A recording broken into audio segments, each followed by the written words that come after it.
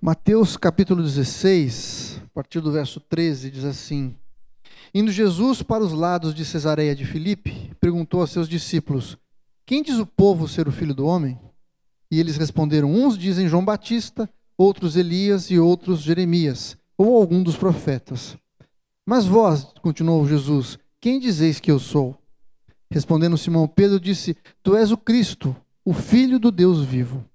Então Jesus afirmou: Bem-aventurado és, Simão Barjonas, porque não foi a carne e sangue que te revelaram, mas o Pai que está nos céus.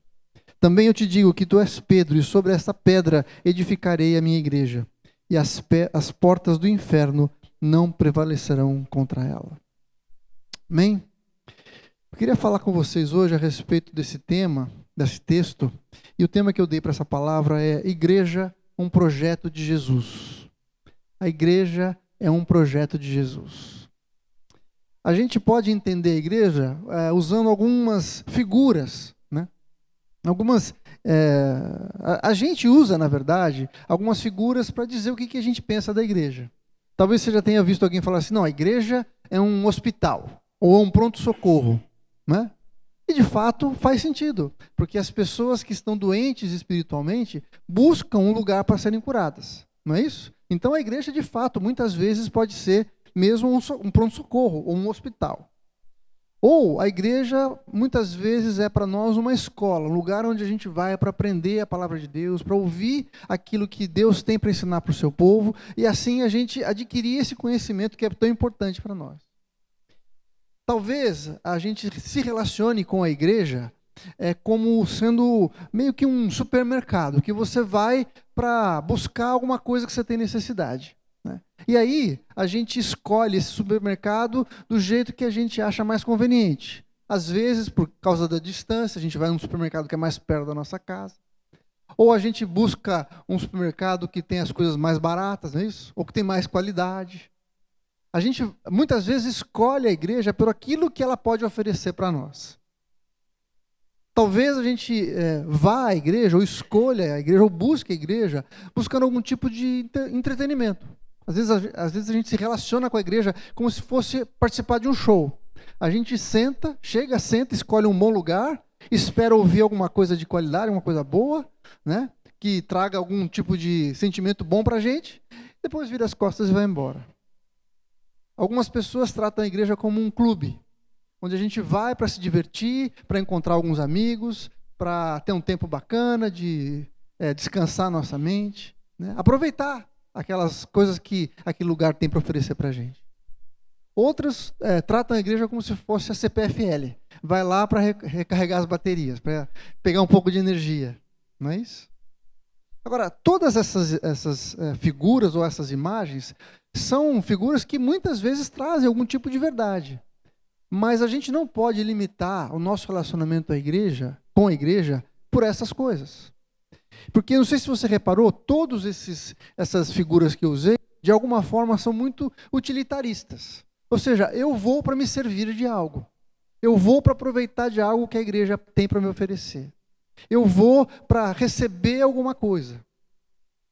Às vezes a gente vai na igreja como se fosse num centro espírita, vai receber um passe, alguém vai lá, faz uma oração para a gente e a gente volta para casa feliz e está com as coisas resolvidas. Mas será que é isso que Jesus pensou quando ele instituiu a sua igreja? Veja que Jesus falou assim: eu vou edificar a minha igreja.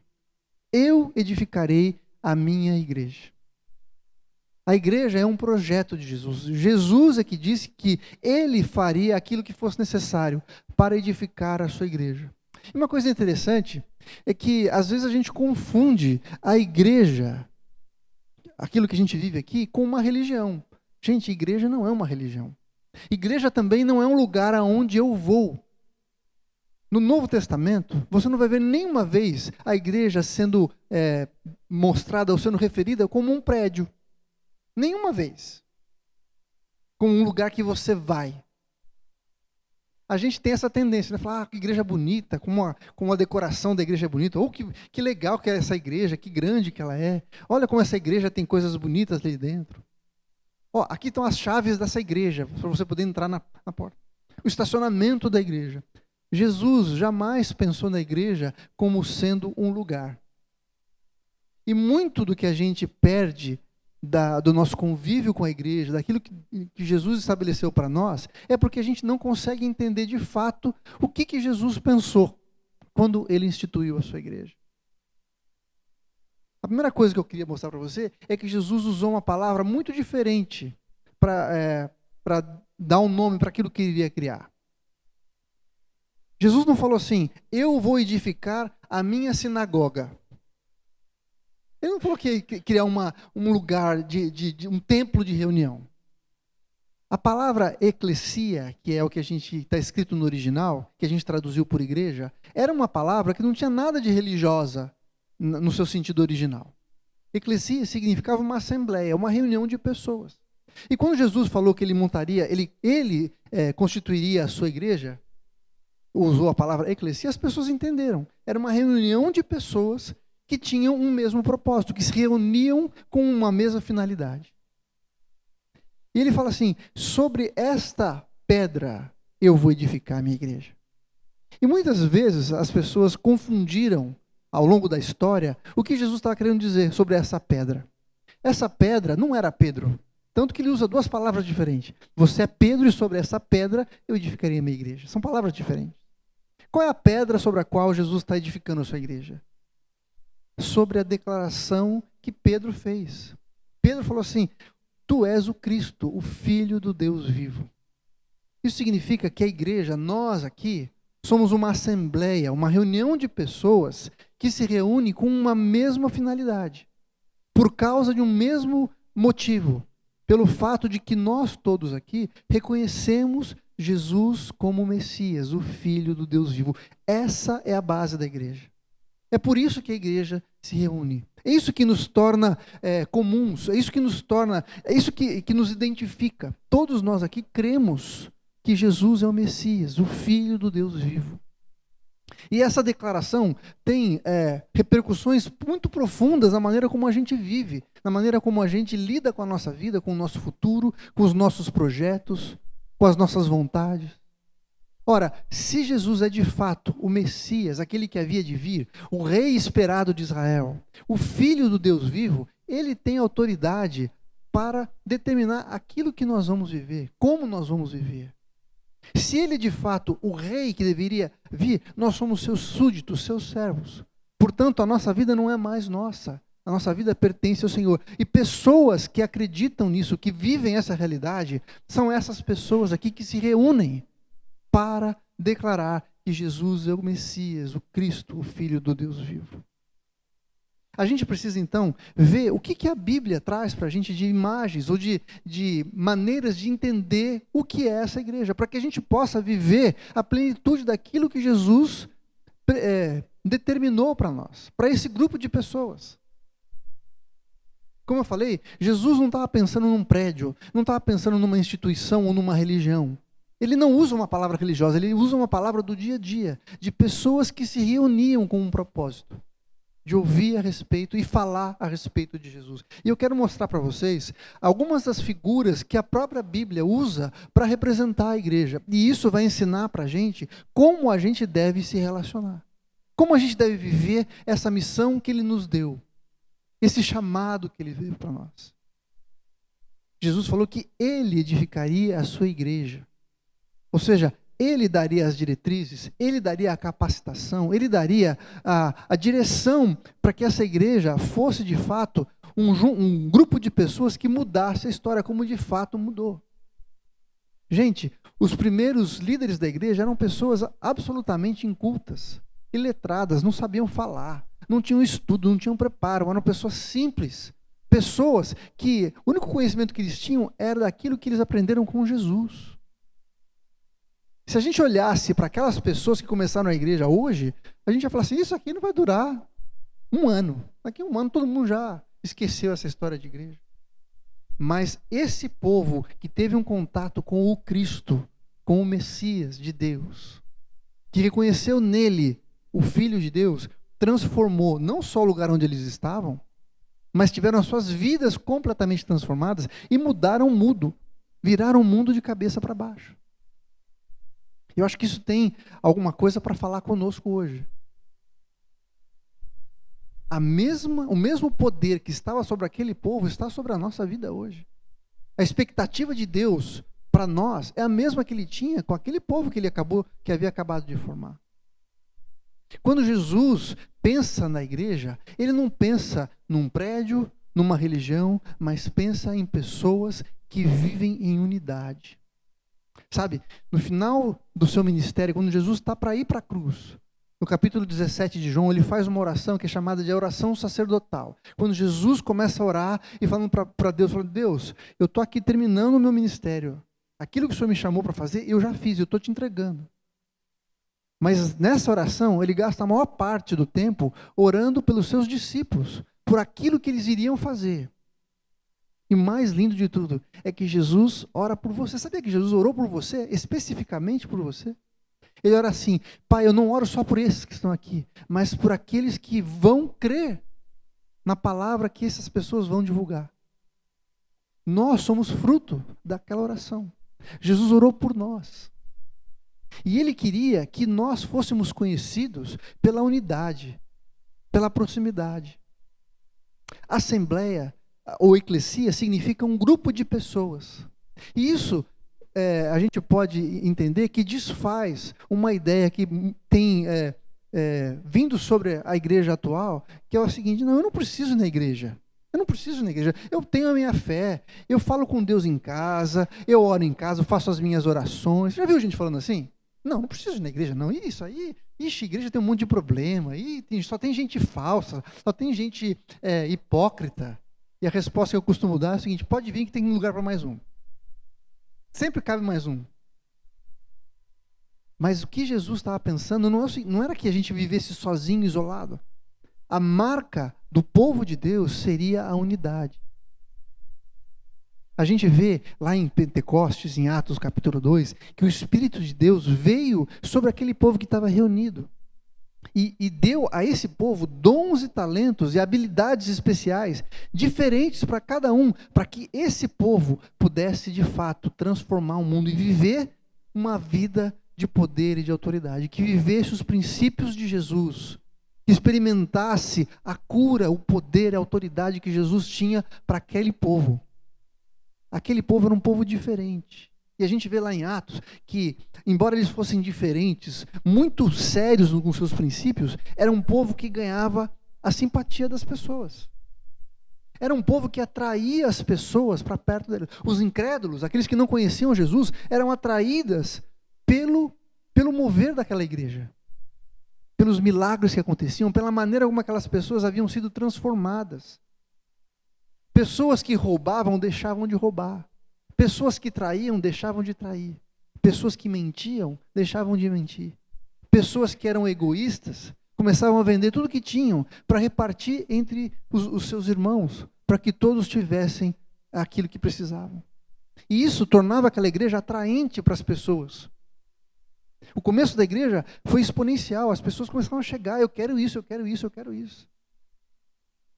E o que Jesus quer falar para nós hoje é que esse mesmo perfil da igreja que houve lá no começo está disponível para nós hoje. É isso que o Senhor quer para nós hoje. Ele não quer que a gente simplesmente vá a um lugar, bata o nosso cartão de ponto espiritual e fale assim, não, já fiz o meu dever da semana, já fiz a minha parte e agora eu vou para casa e vou viver a minha vida. O Senhor não quer que você venha na igreja, dê o seu dízimo, os seus 10% e fale assim, já paguei a cota do clube nesse mês, agora está tudo certo. Não é isso que o Senhor espera da gente. Ele espera que a nossa vida como um todo seja colocada à disposição dEle, através da igreja. Então eu queria olhar com você algumas figuras que a Bíblia mostra como uma igreja saudável. Algumas figuras que representam algumas facetas da igreja, daquilo que o Senhor tinha em mente quando Ele pensou na igreja. A primeira figura que eu quero utilizar é a figura da família. Nós fomos chamados para ser família de Deus. Lá em Gálatas capítulo 6, verso 10, diz assim, por isso, enquanto tivermos oportunidade, façamos o bem a todos, mas principalmente aos da família da fé. A família da fé. As pessoas que creem em Jesus como nós cremos. Nós somos uma família. Família que foi criada a partir do sangue de Jesus. Lá em João, capítulo 1, verso 12, diz assim: a todos quantos o receberam, ou seja, creram em Jesus, a essas pessoas Deus deu o poder de serem feitos filhos de Deus. É comum você ouvir por aí as pessoas falando assim: não, todo mundo é filho de Deus. Agora a Bíblia não diz isso. Filhos de Deus são aqueles que receberam o poder de serem feitos filhos de Deus. Todos somos criaturas de Deus. E a Bíblia diz que Deus amou o mundo de tal maneira que deu seu Filho, mesmo para aqueles que ainda não eram filhos, aqueles que eram pecadores. Mas aqueles que creram no poder de Jesus, no sacrifício de Jesus, a esses Deus deu o poder de serem feitos filhos de Deus, de se tornarem família de Deus. E você há de convir comigo que a gente faz parte de uma família não porque a gente fez força para fazer parte, não é isso? Você não falou assim: eu vou escolher esse pai, essa família para nascer, eu quero nascer nessa família. Não, a gente simplesmente nasceu. E da mesma forma, pela graça, sem esforço da nossa parte, nós recebemos a filiação na família de Deus. Nós temos irmãos e irmãs, temos um pai, que é o pai nosso, o pai que coloca identidade em toda essa família. A família é um lugar onde a gente recebe a nossa história, a nossa identidade. Na família, nós temos a segurança, nós temos a proteção, nós temos a provisão de tudo que nós precisamos, não é assim? Então, quando a gente deixa de entender a igreja como um lugar que é a nossa família, nós deixamos de receber essas bênçãos que Deus tem para nós. Bênção do cuidado, a bênção da proteção, a bênção de termos um pai, de termos uma família, irmãos. Não existe ex-irmão. Tem ex-irmão? Não tem ex-irmão. Tem ex-filho? Não tem. Isso são condições que são eternas para nós. Você jamais vai ser retirado da família de Deus. E a família é um lugar onde as pessoas conhecem a gente de verdade, não é isso? Você pode ser muito bem quisto por todo mundo, mas se a tua família não gostar de você, é porque tem algum problema. Porque fora da família a gente consegue enganar as pessoas, mas dentro de casa não tem jeito. A pessoa sabe a hora que você acorda, sabe quando você está de mau humor, sabe se você tem chulé ou não tem chulé, não é verdade? A pessoa entra no seu quarto, ela sabe se o seu quarto está arrumado. Isso só acontece através da intimidade. E a palavra de Deus nos mostra que Deus usa a família como um exemplo da igreja. Entre nós precisa haver esse tipo de relacionamento, de intimidade, de cooperação, de cuidado mútuo. Uma família cuida uns dos outros. Uma família é aquela que é o primeiro lugar onde você vai buscar algum tipo de ajuda quando você precisa, não é assim? A família é o primeiro lugar que te acolhe, é o primeiro lugar que te recebe, que te ajuda, que aponta os seus defeitos. Aliás, não precisa fazer muita força, né? Você quer ouvir alguma crítica, é só você chegar na família que alguém sabe exatamente o que você precisa melhorar. E a igreja de Jesus é esse lugar onde nós podemos receber o encorajamento, mas também a exortação das coisas da nossa vida que precisam ser mudadas e trabalhadas. A gente não pode tratar a igreja de Jesus como uma coisa que eu vou, recebo alguma coisa e vou embora. Quando a gente fala da igreja como um hospital, embora a gente esteja aqui para ser curado, ninguém gosta de estar no hospital, não é verdade? Hospital é um lugar que você vai para receber alguma coisa e ir embora. O mais rápido possível. E se a gente olha para a igreja como um hospital, o que vai acontecer? A gente vai, recebe a bênção e vai embora. É assim que o Senhor quer que a gente se relacione com a igreja? Claro que não. Por isso que Jesus e a palavra de Deus usa a família como uma figura do que deveria ser a igreja. Um lugar que você vai estar para sempre. Um lugar onde você espera receber colaboração e onde é esperado que você colabore. Tem coisa mais chata que o cara que não arruma o seu próprio quarto, que não tira o prato da mesa depois que come? Aquele cara folgado que espera que todo mundo sirva? É assim que a gente deve se relacionar numa família? Não. Uma família é um lugar onde uns servem aos outros. Onde uns se preocupam com os outros. E é isso que o Senhor espera de nós. Jesus ensinou os seus discípulos a orar dizendo assim: Pai nosso, nós somos irmãos, nós temos um Pai em comum. E nós precisamos buscar esse tipo de relacionamento com as pessoas que estão aqui. Agora, toda família tem os seus problemas, tem as suas dificuldades de relacionamento. E isso não é diferente na igreja. Mas não é porque a gente tem algum tipo de dificuldade que a gente vai abrir mão. Pelo contrário, a gente vai se esforçar para estar junto. A palavra de Deus diz: esforçai-vos por manter o vínculo da paz. Esforçai-vos diligentemente para manter o vínculo da paz. Ou seja, não é fácil andar junto. Não é fácil andar junto. Mas a bênção de estarmos juntos vale a pena o investimento, o sacrifício, o esforço. Nós precisamos assimilar essa imagem, esse tipo de figura, porque na igreja nós cultivamos nossos relacionamentos, nós recebemos uma identidade e podemos desenvolver o cuidado mútuo. A palavra de Deus tem vários mandamentos que a gente chama de mandamentos de mutualidade. Orai uns pelos outros, perdoai-vos uns aos outros, consolai-vos uns aos outros, suportai-vos uns aos outros. Que lugar melhor a gente poderia desenvolver e obedecer esses mandamentos? Que lugar a gente pode ter pessoas que têm alguma coisa em comum com a gente, que é alguma coisa eterna, que não vai mudar, que é o fato de estarmos com Jesus, de sermos ligados a Ele através do seu Espírito Santo.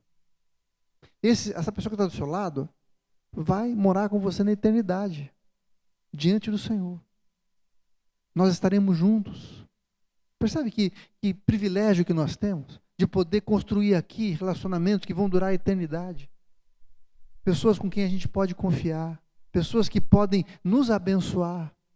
Eu acho lindo porque cada um de nós tem um tipo de característica, de temperamento, de habilidade, que sozinho não faz muita diferença, mas quando a gente junta com outra pessoa, a gente se gruda com outras pessoas, a gente funciona como uma engrenagem. Um supra a necessidade do outro, um abençoa o outro, eu sou abençoado por você e eu tenho o privilégio de abençoar você. É assim que funciona. É isso que o Senhor pretendia quando Ele montou e criou e edificou a sua igreja, que nós fôssemos de fato uma família. Uma coisa interessante na família é que nós temos alguém que dá a direção, que é o pai. O pai é o chefe da casa, não é isso? E a gente vai ver que em todas as figuras a gente sempre tem alguém que exerce a liderança, alguém que dá a palavra final. E na família nós temos o pai. E o nosso pai é o nosso pai celestial, que cuida da gente, que dá a direção para a gente, que agrega os seus filhos, que traz os seus filhos para perto, que se alegra quando os seus filhos se reúnem para estar com ele. Hoje é Dia das Mães, e muitas famílias vão reunir os seus filhos para estarem juntos, não é isso? Tem coisa mais legal que isso? A gente está junto na família, celebrando. Imagina o que o Senhor sente quando Ele vê a sua igreja junta, se amando, abençoando uns aos outros, falando bem do Senhor, se alegrando por ter o mesmo Pai, por honrar o seu Pai, por ver a bênção que é a gente ter o nosso Pai Celestial. Nós somos uma família, a gente não pode perder isso de perspectiva. A segunda imagem e a figura que eu quero mostrar para vocês é a figura do corpo. A Bíblia fala que o corpo de Cristo, nós somos o corpo de Cristo. 1 Coríntios 12, versos 12 e 13 diz assim: porque assim como o corpo é um, e tem muitos membros, e todos os membros, sendo muitos, constituem um só corpo, assim também com respeito a Cristo. Pois em um só Espírito, todos nós fomos batizados em um corpo, quer judeus, quer gregos, quer escravos, quer livres. E a todos nós foi dado beber de um só Espírito. Viu quantas vezes a palavra um aparece aqui? Você acha mesmo que dá para a gente ser igreja sozinho? Que a igreja pode funcionar? Que você pode ter a sua espiritualidade sadia andando sozinho? Não dá. Não dá. Não foi isso que Jesus imaginou. Ele usou a figura de um corpo, porque, pensa bem, se você tem o seu dedão está aqui funcionando. Arranca o dedão e deixa ele separado, o que acontece com ele? Apodrece, morre. Não dá para a gente executar as funções para as quais nós somos chamados separados. O dedão só faz sentido se ele estiver na mão. Não é? A perna só faz sentido se estiver no corpo, ligado ao corpo. Ou seja, a igreja é um lugar onde cada um tem o seu papel, tem a sua responsabilidade, e que não faz sentido se estiver sozinho. E se a gente não busca viver essa realidade, a gente vai deixar de usar os dons e os talentos que Deus colocou na nossa vida. Não adianta você ser muito bom em ensinar, ser muito bom em orar, se você não estiver no corpo. O dom que Deus colocou na sua vida é para o outro. É para o outro. Se eu tenho o dom de pregar, se eu tenho o dom de profetizar, é para o outro, não é para mim. O seu dom de cura vai ser usado na minha vida. O seu dom de gerenciamento ou de administração vai ser usado para cuidar daquilo que é do todo. O corpo não funciona sozinho aos pedaços. E a gente vê no corpo que cada um tem uma função. E embora algumas funções pareçam menos importantes, experimenta andar sem o dedinho do pé, o mindinho lá. Talvez seja um dos membros que a gente dê menos importância. É tão pequenininho, não é? Tem dois, um de cada lado. Experimenta tirar um deles, vê o que acontece. Você vai andar mancando por aí, é perder o equilíbrio. E é isso que o Senhor quer ensinar para a gente.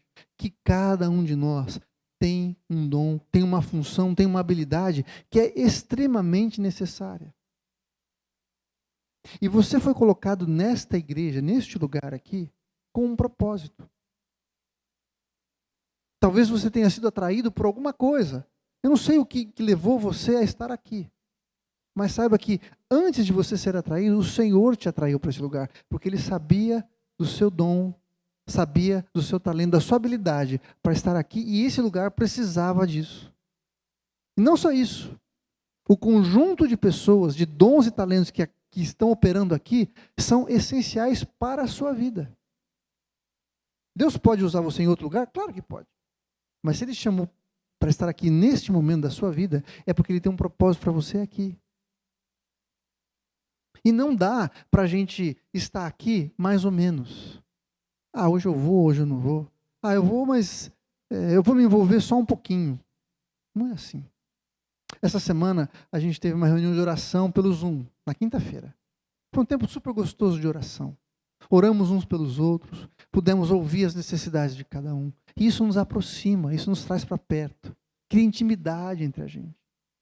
Aquele tempo que você gasta com o seu irmão, tomando um café, ouvindo o seu irmão, sabendo das suas necessidades, sabendo daquilo que traz alegria para ele. Na sexta-feira nós tivemos célula lá em casa. A gente pôde ver aquilo que o Senhor está fazendo na vida de cada um. A gente cria identidade, a gente cria empatia. E é isso que é o papel da igreja, agregar as pessoas, servirmos uns aos outros. Quando a gente está passando por um momento de dificuldade, ter alguém para falar assim, você pode me ajudar? Eu não estou sabendo lidar com essa questão. Olha, está acontecendo esse problema aqui, você pode orar por mim? Você pode me dar uma palavra de conselho? Eu não sei o que fazer.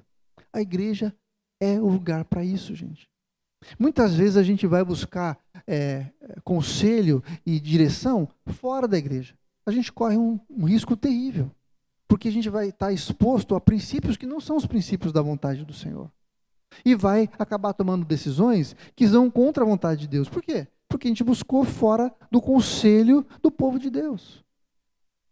Agora, se a gente não desenvolver, não buscar, criar relacionamentos de intimidade, de confiança, onde a gente possa abrir o nosso coração e ouvir alguém que a gente confia, que a gente conhece, que sabe que busca Deus, que ama o Senhor, a gente não vai poder usufruir dessa bênção que é estar num corpo. O nosso corpo não é alguma coisa que você destaca e tira e coloca em outro lugar. Nós somos enxertados nesse corpo. E esse corpo é o corpo do Senhor. E se a gente estiver bem de saúde, se cada parte estiver bem, o corpo cresce, o corpo se desenvolve e cumpre o seu propósito. Mas se um pedacinho estiver doente ou machucado, todo o corpo sofre. Por isso, o desejo que a gente tem de cuidar uns dos outros. Eu não quero que ninguém passe necessidade, eu não quero que ninguém sofra, eu não quero que ninguém esteja abatido e amargurado, sem esperança. Quando isso acontecer, todo o corpo vai chegar junto, vai abraçar, vai acolher, vai orar, vai ministrar, vai interceder. Amém?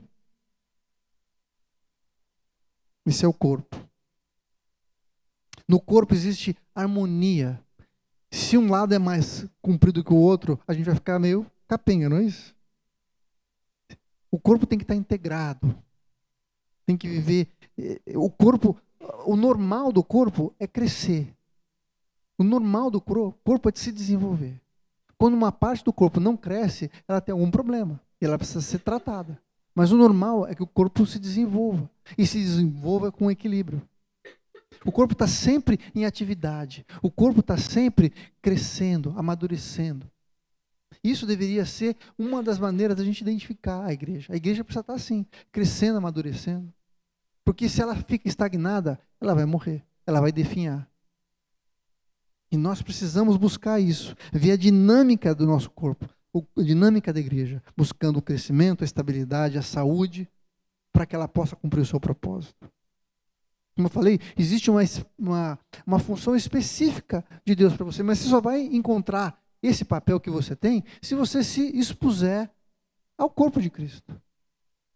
Se você falar assim, o que eu posso fazer para te ajudar? Se você estiver junto, se você buscar estar junto, se você buscar o seu irmão, se você se permitir se abrir quando o seu irmão buscar você, dá espaço para que o Espírito do Senhor promova o nosso crescimento. Uma outra figura que eu queria mostrar para você é que nós somos vistos por Deus como um exército. Um exército. E aqui vale uma coisa interessante, né? Imagina um exército de 1000 pessoas, mas só uns 50 se preparam. Só uns 50 passam pelo treinamento. Só uns 50 aparecem para lutar. O que vai acontecer com esse exército? Vai tomar um couro, não é isso? Nós fomos chamados para estar debaixo de um treinamento do Senhor. Cada um de nós foi convocado. E aqui vale o seguinte, algumas pessoas podem falar assim, mas eu não tenho um chamado, eu não sei qual que é o meu chamado. Você só vai descobrir quando você se dispuser. E cada um de nós tem um chamado, gente. Aí você pode falar assim, mas eu não tenho um chamado em tempo integral. Você está enganado. O chamado de cada um de nós é em tempo integral. O tempo todo nós estamos servindo a Jesus. Seja na igreja, seja no seu trabalho, seja na escola, na faculdade, seja na sua família. Onde quer que a gente esteja, e nós estamos ali em tempo integral para servir a Jesus. Como exército dele. Que está debaixo de um treinamento que ele está nos dando, do preparo que ele está nos dando. Aqui nós estamos sendo preparados. Mas a batalha não acontece aqui. A batalha acontece da porta para fora. Mas é aqui que nós nos preparamos. É aqui que nós recebemos a direção. É aqui que nós recebemos o treinamento necessário para saber lidar com as batalhas que nós vamos enfrentar lá fora. E ao contrário de um exército que vai para lutar com o seu inimigo, nós saímos daqui para lutar contra o inimigo, que não são pessoas, mas são as potestades espirituais. Nós vamos buscar as pessoas que estão cativas. É isso que Jesus falou, que as portas do inferno não prevaleceriam contra a sua igreja. E eu já falei outra vez que eu preguei sobre esse texto, que muitas vezes a gente tem a ideia, quando a gente lê esse texto, de que a igreja que está atrás de uma porta, né, segurando a porta para o inferno não entrar. Que nós estamos numa atitude mais passiva. Assim, não, Senhor, protege a gente aqui para a gente não ser afetado pelo inferno. Mas não é verdade. É justamente o contrário. É o inferno que não vai resistir contra as investidas da igreja contra aquele lugar. Nós somos enviados para saquear o inferno, buscar as pessoas que estão cativas. E o inferno, as portas do inferno não prevalecerão contra a igreja. A nossa atitude não é passiva de ficar segurando a porta. Pelo contrário, a nossa atitude é absolutamente ativa, de ir contra as portas do inferno, derrubar as portas do inferno e buscar as pessoas que estão cativas e que estão presas lá. Então, como exército de Deus, nós não usamos das armas terrenas, das armas carnais, mas das armas espirituais em Deus, para lutar essa batalha. Nós nos revestimos de toda a armadura de Deus. E a gente aprende a usar essa armadura aqui, juntos. A gente vê nessas três figuras que eu falei, tanto no corpo, quanto na família e quanto no exército, que todos que estão envolvidos têm uma liderança. Se na família nós temos o pai, no corpo a liderança está sobre a cabeça. E no exército nós temos um general, que nos dá a direção do que fazer. Por isso, a igreja não é um corpo que faz o que quer, que vai para onde quer. Nós temos uma direção que vem do Senhor. A gente tem que olhar para Jesus e falar: Senhor, o que o Senhor pensou para a igreja? Como que o Senhor quer que a nossa igreja viva? Para onde o Senhor quer que a nossa igreja vá? A igreja tem que ser um lugar de aconchego. Estar aqui tem que ser um lugar onde você vai se sentir amado, acolhido. Onde os seus pecados talvez sejam confrontados. Mas ninguém vai querer expor os seus pecados simplesmente falar: você é pior que eu. Você errou aqui, você fez isso aqui, isso está feio, isso é feio de fazer. Não. A igreja é um lugar onde os nossos pecados podem ser tratados pelo Senhor. E Deus vai usar a vida de cada um de nós para que essas nossas dificuldades sejam vencidas em nome de Jesus. Amém? O Senhor quer tratar as nossas vidas, quer fazer de nós um exército vencedor. Um exército que não aceita algo menos do que a vitória, porque a vitória foi nos dada pelo nome de Jesus. Nós fazemos parte de um exército vencedor. A gente já sabe o fim da história, gente, e a gente é vencedor. Nós temos esperança naquilo que o Senhor tem para fazer na nossa vida. A palavra de Deus também nos mostra como que a igreja deveria agir e como ela começou, como é que é o dia a dia da igreja. Eu quero ler para você lá, então, Atos, capítulo 2, dos versos 42 a 47. Como viviam os novos convertidos? Como é que vivia a igreja que estava nascendo?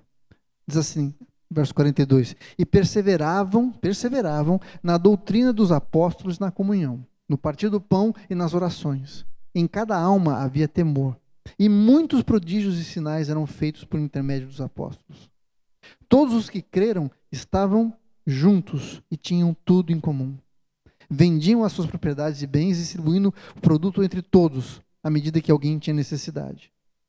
Diariamente perseveravam unânimes no templo, partiam o pão de casa em casa e tomavam as suas refeições com alegria e singeleza de coração, louvando a Deus, contando com a simpatia do povo. Enquanto isso, o Senhor acrescentava dia a dia os que iam sendo salvos.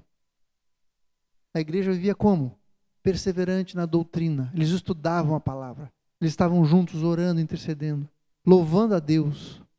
Era um povo que tinha temor do Senhor e que via os prodígios acontecendo. Nós podemos e devemos viver e ter essa expectativa com relação à nossa igreja. No nosso meio tem que haver temor do Senhor, tem que haver maravilhas acontecendo. A gente tem que andar junto. Eles criam juntos e tinham tudo em comum. Ninguém passava necessidade porque eles repartiam tudo que tinham. Diariamente perseveravam unânimes no templo. Todos os dias eles se reuniam para falar do Senhor, para crescer no Senhor, partiam o pão de casa em casa e comiam juntos, tinham comunhão, tinham alegria de estar juntos, louvavam a Deus e contavam com a simpatia do povo. Foi aquilo que eu falei. Era um povo que atraía o olhar das pessoas por causa da maneira especial, extraordinária que viviam. Tinha alegria nesse povo, tinha poder na vida desse povo. Eles se reuniam não para fazer fofoca, se reuniam para falar bem do Senhor. Para falar: olha, Deus fez isso na minha vida, eu tinha essa dificuldade e eu venci. O Senhor me ajudou a crescer nessa área. Meu vizinho estava enfermo, eu fui lá, orei por ele, ele foi curado. É isso que o Senhor quer para a nossa vida, gente. Essa é a maneira da igreja viver todos os dias. Efésios 4, 1 a 6 diz assim: rogo-vos, pois eu, prisioneiro do Senhor, que andeis de modo digno da vocação a que foste chamados, com toda humildade, mansidão, longanimidade, suportando-vos uns aos outros, esforçando-vos diligentemente por preservar a unidade do Espírito no vínculo da paz. Há um só corpo e um Espírito, como também foste chamados numa só esperança da vossa vocação. Há um só Senhor e uma só fé, um só batismo, um só Deus e Pai de todos, o qual é sobre todos, age por meio de todos e está em todos. Eu quero destacar para você o verso 2 que diz: suportando-vos uns aos outros em amor. E aqui, eu já falei alguma vez, que suportar não é aquela coisa assim, eu não aguento esse cara é muito chato, mas eu tenho que suportar ele. Não é isso que ele está falando. Suportar é dar suporte, é segurar na mão. Mas isso é em amor. No versículo 13 ele diz, esforçando-vos diligentemente por preservar a unidade do Espírito. Ora, se eu tenho que me esforçar com diligência, é fácil? Não, se fosse fácil, qualquer um pudesse fazer, não desse trabalho, ele não falava para a gente se esforçar diligentemente. Agora, no primeiro meu entendido que eu falei assim, não quero mais saber desse cara, esse cara é muito chato, não dá para andar junto. É assim? Não, eu vou me esforçar, eu vou ter diligência, eu vou fazer tudo o que for possível. Aliás, a Bíblia fala assim, no que depender de vós, tende paz com todos. No que depender de vós significa o seguinte, você já fez tudo o que você podia fazer para ter paz com essa pessoa? Já fez tudo. Se você não fez tudo o que precisava fazer, então falta alguma coisa, ainda tem lugar para a gente crescer. Não é no primeiro mal entendido, não é na primeira decepção que a gente vai abrir mão das pessoas. A gente vai passar por decepções. Alguém vai te decepcionar e você vai decepcionar alguém. Eu vou decepcionar vocês, se é que eu já não fiz isso. Mas a gente continua caminhando, porque somos uma família, somos um corpo, não dá para andar sozinho. Hebreus 10, 24 e 25 diz assim, não deixemos de congregar-nos como é costume de alguns, antes façamos admoestações e tanto mais quanto vedes que esse dia se aproxima. Ou seja, a gente não pode deixar de estar junto, gente. Não pode falar assim, eu vejo online, é a mesma coisa. Vou receber a palavra online e tudo bem. É bom você ouvir pela internet, claro, mas estarmos juntos, estarmos expostos uns aos outros, é fundamental para que a gente possa crescer, possa ser exortado, possa ser encorajado, alguém possa colocar a mão sobre você, possa orar por você, possa olhar nos seus olhos. Porque na internet, você coloca uma carinha feliz lá e acha que está tudo bem, né? Quando na verdade você está triste, abatido. Isso você só vai perceber se você estiver olhando no olho da pessoa. Você vai falar assim, estou vendo que você não está legal. Por que você não está legal? Deixa eu orar por você. Não é? Ao vivo e a cores não dá para a gente colocar uma carinha feliz e fingir que está tudo bem. Por isso que a gente precisa estar junto, a gente precisa se reunir, a gente precisa falar bem do Senhor, precisa ser encorajado pelo Senhor. Eu queria terminar essa palavra propondo para você um teste de fogo, um teste para a gente avaliar se essas imagens ou essas figuras têm feito sentido na nossa vida ou na nossa igreja. Talvez a gente não esteja andando do jeito que Jesus queria, mas existe o poder de Deus para que a gente alcance essas figuras. Efésios 2, 19 a 22 diz assim, assim, já não sois estrangeiros e peregrinos, mas concidadãos dos santos. E sois família de Deus, edificados sobre o fundamento dos apóstolos e profetas, sendo ele mesmo, Cristo, a pedra angular, do qual todo o edifício bem ajustado cresce para santuário dedicado ao Senhor, no qual também vós, juntamente, estáis sendo edificados para a habitação de Deus no Espírito. Qual que é o teste que eu quero fazer para vocês aqui? Aqui, o apóstolo Paulo usa 3 figuras. A primeira é que ele diz que nós somos concidadãos, ou seja, somos pessoas que moram no mesmo lugar, habitam no mesmo lugar. Isso representa um nível de proximidade. Depois ele fala que nós somos família de Deus. Família mora na mesma casa e tem um nível de relacionamento mais próximo, mais íntimo. Mas por último, ele fala que nós somos edifício de Deus. E aí edifício, não é que a gente está perto, a gente está colado, literalmente. Tem cimento colando uma pedra na outra. Nós somos pedras vivas, cimentados uns aos outros pelo Espírito de Deus. Qual que é o teste que eu quero propor para você? Será que a maneira como a gente tem vivido e se relacionado com a igreja se encaixa nesse padrão de relacionamento, de proximidade que a gente tem com as pessoas? Será que basta ou tem sido suficiente a gente vir na igreja 2, 3 vezes por mês? Ver o culto pela internet de vez em quando? Para que a gente possa viver esse tipo de relacionamento que o Senhor Jesus estabeleceu ou tinha de expectativa para nós como igreja? Ou será que a gente está aquém disso? Será que eu posso dizer que eu estou argamassado com você? Nós estamos como pedras, colocadas uma sobre a outra, dando suporte um ao outro, na maneira como a gente tem se relacionado com a igreja? Será que a gente pode se ver como família?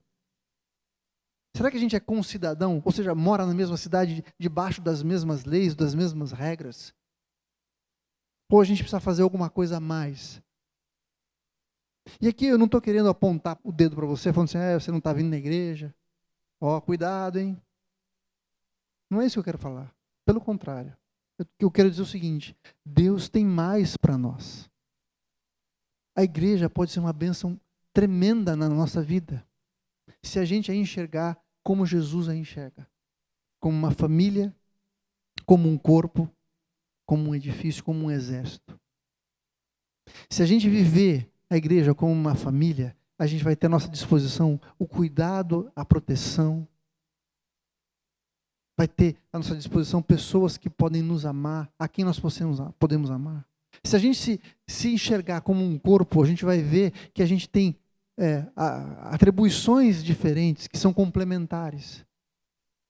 E pode desenvolver um corpo saudável, que cresce. E receber a bênção do Senhor de sermos um corpo, de estarmos sempre juntos. Onde a mão vai, o pé vai junto. A cabeça não anda sozinha por aí, não é isso? Se a gente viver como um corpo de fato, estaremos juntos, crescendo com saúde, equilíbrio, para cumprir o nosso propósito. E como um exército, ninguém luta sozinho, a vitória é de todo mundo. Eu preciso de alguém do meu lado.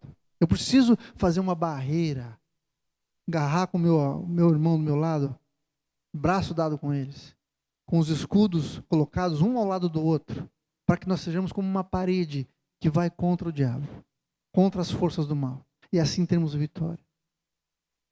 Então, eu não estou aqui para apontar o dedo para você, falando assim, você precisa vir mais na igreja. Não é isso que eu quero fazer. Eu quero dizer para você o seguinte, que se a gente viver como igreja, nos moldes que Jesus esperava, nós vamos poder ter uma vida mais saudável, uma vida mais plena, uma vida que a gente não vive sozinho, que tem alguém do nosso lado, alguém que vai te encorajar quando você estiver abatido, vai poder orar por você quando você estiver triste. Onde os dons que Deus colocou na sua vida vão de fato fazer diferença na vida de alguém. E você vai estar exposto aos dons dos seus irmãos, que podem transformar e abençoar a sua vida. Sabe, tem pessoas que têm a habilidade de serem agradáveis, não é isso? Que sempre tem uma palavra de encorajamento, de ânimo. Você não gosta de estar perto de gente assim? Que sempre vê o copo meio cheio? Tem pessoas aqui dentro da igreja que têm essa habilidade. E nós podemos colar nessas pessoas e receber isso dessas pessoas. E aprender a ser um pouco assim também. E as nossas deficiências vão ser supridas pela bênção do nosso irmão. Nosso desafio, gente, é viver como igreja do jeito que Jesus queria que a gente vivesse. Não usando a igreja. Tem gente que se o estacionamento da outra igreja for mais legal, ele vai para lá. Tem gente que fala assim, o louvor daqui é mais ou menos, eu não gosto muito das músicas, então eu vou para outra igreja. Eu não gosto muito daquele pastor, que ele fala umas coisas assim esquisitas. Quando na verdade a igreja é um lugar para a gente ser, não para a gente ir. O Senhor te chamou não para vir à igreja, mas para ser a igreja. Para cumprir o seu propósito. Ele estabeleceu um propósito para cada um de nós, que vai funcionar quando nós estivermos juntos. E eu louvo a Deus por essa igreja, por esse lugar que nós temos, pelas vidas de vocês, pelos dons de vocês, pelas habilidades de vocês. E eu tenho visto entre nós o Senhor estreitando os relacionamentos, nos aproximando, fazendo com que a gente se importe uns com os outros, orando uns pelos outros, vendo o poder de Deus transformando as nossas vidas. Você tem visto isso? Tem experimentado isso? Deixe o Senhor e se exponha a fazer isso para a glória do Senhor. Deus tem mais para nós. Deus tem mais para você. Não se esqueça, Jesus orou por você, pelo seu ministério, para que você fosse um comigo, com o irmão do seu lado. Para que a gente fizesse diferença. Para que fôssemos conhecidos pela unidade. E que trouxéssemos glória para o nome de Jesus. Amém?